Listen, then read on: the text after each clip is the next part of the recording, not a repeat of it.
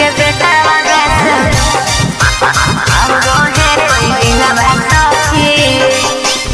Mix by Pintu Verma.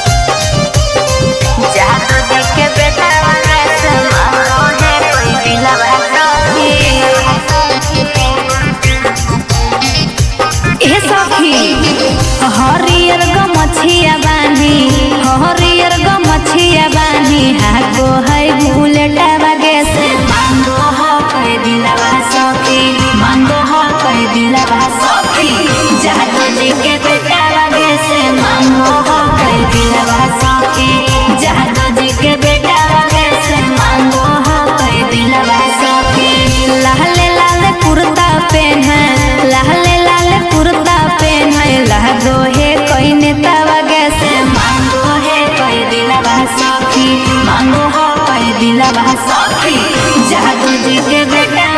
से मांगो है कोई दिलवा सखी जादू जी के बेटा से मांगो है कोई दिलवा सखी मांगो है कोई दिलवा सखी दिलवा सखी जादू जी के बेटा से मांगो है कोई दिलवा सखी पर से मांगो है कोई दिलवा सखी मांगो हो कोई दिलवा सखी जादू जी के बेटा से मांगो है कोई दिलवा सखी जादू जी के बेटा से मांगो है कोई दिलवा सखी।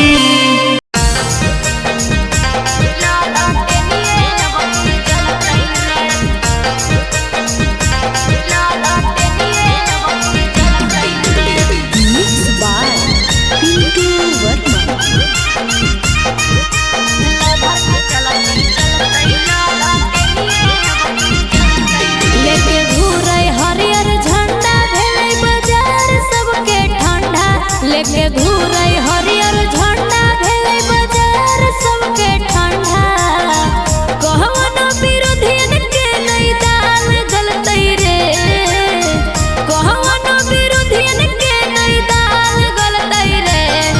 हरला भर के चलती चलतै लाटे लिए अब की जलतै रे हरला भर के चलती चलतै लाटे लिए अब की जलतै रे लेके घूरे हरियर झंडा भेलै बाजार सबके ठंडा लेके घूरे हरियर झंडा भेलै बाजार सबके ठंडा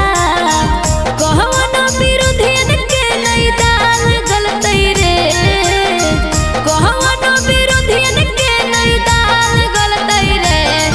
हरला भर के चलती चलतै लाटे लिए अब की जलतै रे हरला भर के चलती चलतै लाटे लिए अब की जलतै रे।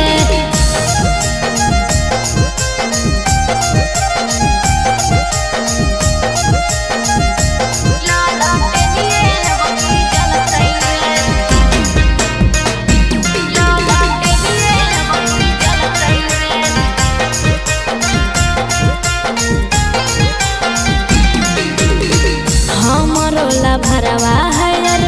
जेडी के फाइन गे बनते सरकार सगरो जरते लटे न गे